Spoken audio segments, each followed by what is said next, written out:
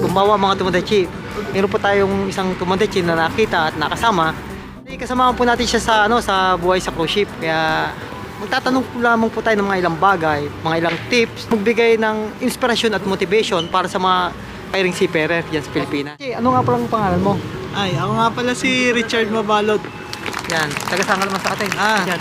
Taga Bicol. Yan. Sa Pili. Shout out. O, yan, shoutout po dyan sa Pili. Mga barangay Makino. Ayan, shoutout po. Bago ka lang ba dito sa sa Japan, sa cruise ship? Bago. First time ko. First time. Pero before saan ka nagtrabaho at hindi? Nagtrabaho ako sa office. Tapos nag-hotel. Saan? Sa Pilipinas? Sa Pilipinas? O, kita nyo ha. Napakagaling ha.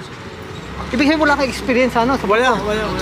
O, kita nyo mga Tomodachi, gaya lang lagi kong sinasabi sa aking mga vlog, kahit wala kang karanasan, pwede ka dito sa barko. Sa cruise ship, pwede ka. Basta samahan mo lang ng dasal, tiyaga, tatag, at tamang determinasyon. Kagaya nga nangyari kay Tomodachi, kita mo ha, wala pa siyang karanasan sa pagbabarko. Ibig sabihin, ito yung unang pagkakataon niya na sumakay ng cruise ship, tama ba? Tama pa. Ayan, Opisina. O kita nyo, ang layo sa nasa cruise ship siya ngayon, pero nagtatrabaho siya dati sa sa opisina sa Maynila.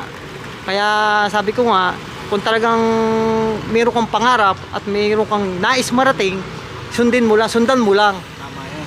Kasi hindi mo namamalayan, andun ka na pala. Kaya ano yung pwede mong i-advise sa mga aspiring seafarer natin?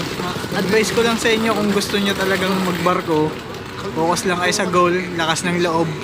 Ayan, katulad po ng laging sinasabi ni Tomodachi, dasal, determinasyon, at tiyaga.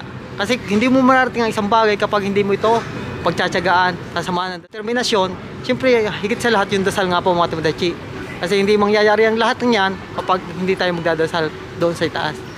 Kaya, para sa ating mga aspiring seafarer, nakita nyo naman po itong si Tomodachi natin ngayon.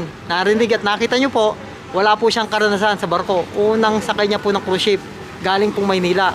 Kaya, wag po kayong panghihinaan ng loob mga Tomodachi. Diretso lang po kayo, tuloy-tuloy lamang kayo sa inyong goal at sa inyong pangarap na minimiti. Yan mata